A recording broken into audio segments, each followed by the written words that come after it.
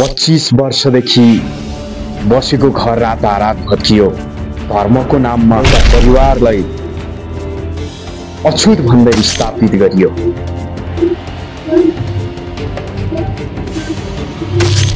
के भगवानको आस्था अछुत र गैर अछुतमा बाँडिन्छ? के जातकै आधारमा यो समाजमा मान्छेले बाँच्न पाउने अधिकार गुमाउनु पर्ने हो? सिराहाको गौरैयामा भएको यो घटना मात्र एउटा परिवारको पीडा होइन, यो त सिङ्गो समाजको ऐना हो, जहाँ कानुन निर्दर्शक छ, राजनीति मौन छ, तर विभेद जीवित छ। विश्व जातीय भेदभाव उन्मूलन दिवस मनाउँदैछ, तर वास्तविकता यस्तो छ, कानुन कागजमा मात्र छ, व्यवहारमा छुवाछुत अझै बाँकी छ।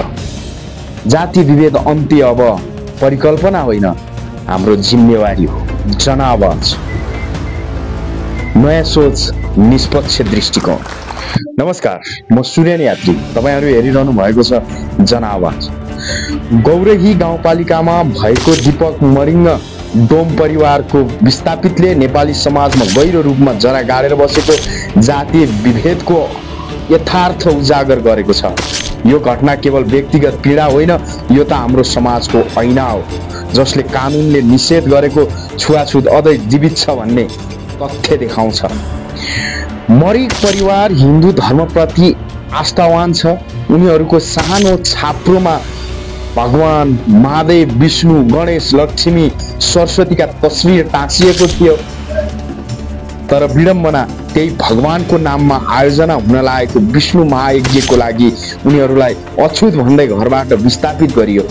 25 वर्षदेखि बसेको थात थलो भत्काइयो, माटो खनेर फालियो र नयाँ ठाउँमा सारियो, जहाँ न बत्ती छ न पानी।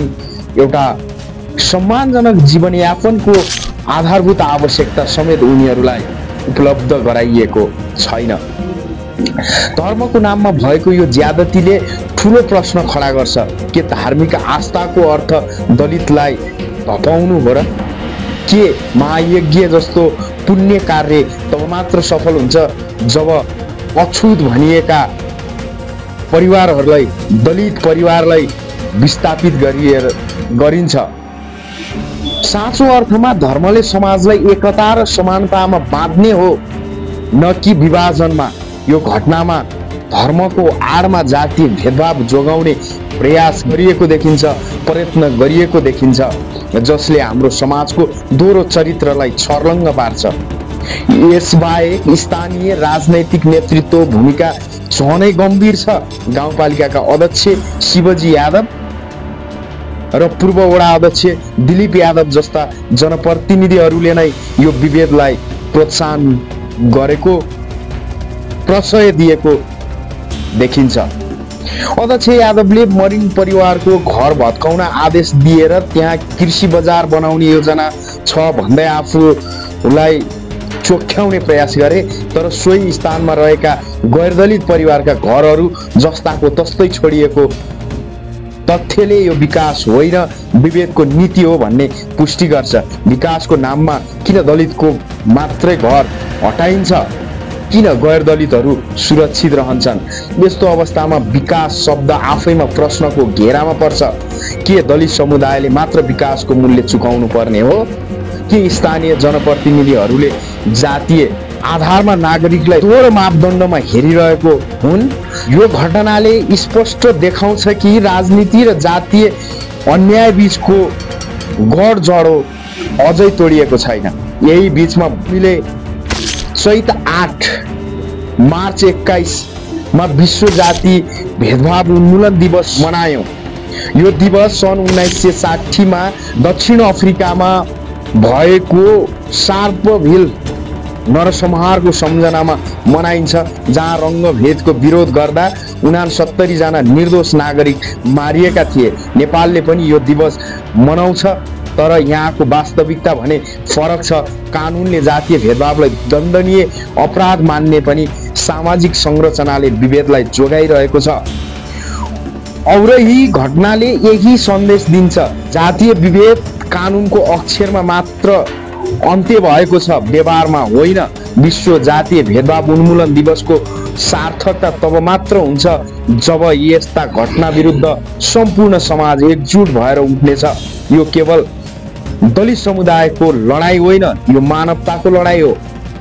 अब प्रश्न उठ्छ, के यस घटनामा संलग्नलाई कारबाही हुन्छ? के स्थानीय सरकार र धार्मिक नेताहरूले आफ्नो गल्ती स्वीकार गर्छन्? के मरिङ परिवारलाई न्याय दिलाउन समाज जाग्छ? यदि हामी साँच्चै न्यायपूर्ण समाज निर्माण गर्न चाहन्छौँ भने यो घटना हामी सबैको जिम्मेवारी हो। जातीय विभेदको अन्त्य अब परिकल्पना होइन, हाम्रो कर्तव्य हो। औरै घटनाले दिएको पीडा र आक्रोशलाई न्यायको आवाजमा बदल्नै पर्छ, ताकि भोलिका दिनमा अर्को कुनै परिवारले आफ्नो थाप थलो गुमाउन नपरोस्, आफू बसिरहेको ठाउँबाट स्थापित हुन नपरोस्। जातकै आधारमा जातीय विभेद सहेर आफ्नो घर जग्गा गुमाएर त्यो ठाउँबाट विस्थापित हुन नपरोस्। जातीय विभेदको अन्त्य अब परिकल्पना मात्र होइन, हाम्रो जिम्मेवारी हो। तपाईलाई के लाग्छ? कमेन्ट बक्समा कमेन्ट गर्न नबिर्सनु होला। भिडियो मन परे लाइक शेयर गर्न नबिर्सनु होला र यसै गरी जनआवाजलाई सब्स्क्राइब पनि गर्नुहोला। अहिलेलाई छुट्टिन्छौँ। नमस्कार।